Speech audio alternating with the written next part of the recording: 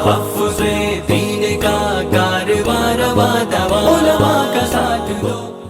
ثانی انٹرنیشنل حج عمرہ tours and travels. حج عمرہ جانے کے خواہش مند حضرات اسکرین پر دیے گئے نمبرز پر کال کریں۔ اپنے آپ کو سچا عاشق رسول بناؤ، ہر وقت ہمارے ذہن میں حضور کی محبت ہو، اللہ کے رسول کی محبت کا نشہ ہمارے ذہنوں پر سوار ہو۔ ایک بہت بڑے بزرگ گزرے ہیں، حضرت سلطان باہو رحمۃ اللہ علیہ۔ اللہ نے آپ کو بہت اونچا مقام عطا کیا تھا، اور آپ ایسے عاشق رسول تھے کہ حضور کی محبت میں ہمیشہ مست رہا کرتے تھے۔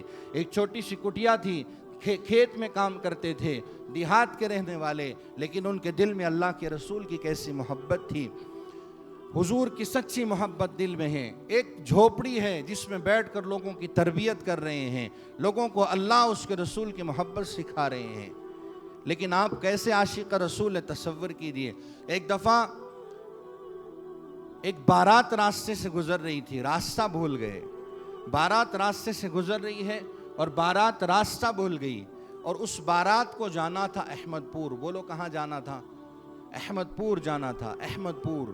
بارات کو جانا تھا احمد پور۔ حضور کے دو نام ہیں، ایک نام محمد ہے اور ایک نام احمد ہے، دھیان رکھنا، ایک نام محمد ہے اور ایک نام احمد ہے۔ حضور کے نام محمد اور نام احمد کو ذہن میں رکھیے گا۔ بارات کو احمد پور جانا تھا، راستہ بھٹک گئے، بارش ہو رہی ہے، اندھیرا ہے۔ انہوں نے دیکھا ایک جھوپڑی میں چراغ جل رہا ہے، ایک شخص گیا، اس نے دیکھا ایک شخص اللہ کے ذکر میں مشغول ہے، کہا بزرگ ہم کو احمد پور جانا ہے، ہم باراتی لوگ ہیں اور راستہ بھٹک گئے ہیں۔ انہوں نے جب سنا، سلطان باہو رحمۃ اللہ علیہ نے جب سنا، زمین سے کھڑے ہو گئے، عشق و مستی میں تھے، حضور کی محبت میں مست تھے، اور لوگوں سے کہا کہ چلو میرے پیچھے چلو، میں آگے چلتا ہوں اور تم کو میرے پیچھے چلنا ہوگا۔ لوگ ان کے پیچھے ہو گئے، کہیں کچھ نظر نہیں آتا تھا، اندھیرا تھا، بس بزرگ نظر آ رہے ہیں، وہ آگے چلتے جاتے ہیں، بارات پیچھے چلتی جاتی ہے،